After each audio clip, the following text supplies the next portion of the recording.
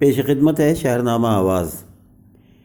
ہندو نواز جماعتوں کو سرخیوں میں رہنے کا بہت شوق ہے اور وہ سرخیوں میں رہنے کے لیے کسی بھی حد تک جا سکتے ہیں۔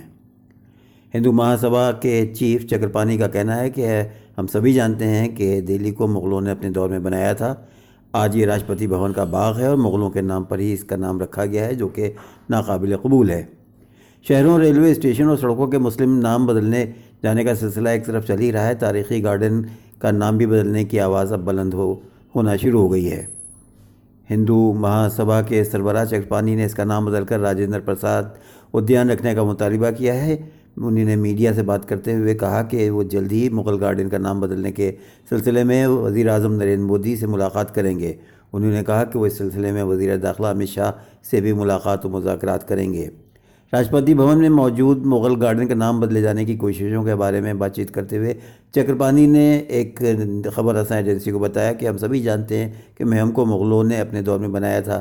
آج یہ راشٹرپتی بھون کا باغ ہے اور مغلوں کے نام پر اسی کا نام رکھا ہوا ہے، جو کہ ناقابل قبول ہے۔ اس لیے اس باغ کا نام ملک کے پہلے صدر جمہوریہ ڈاکٹر راجندر پرساد کے نام پر ہونا چاہیے۔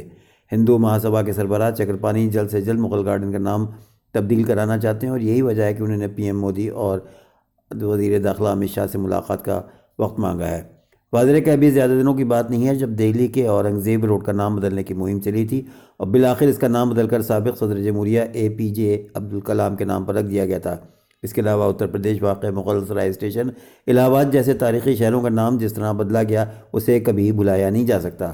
مغل دور سے جڑے سبھی ناموں کو بدلنے کی کوشش ہندو تنظیموں کے ذریعے کی جا رہی ہے۔ اس سلسلے کی ایک کڑی مغل گارڈن بھی ہے۔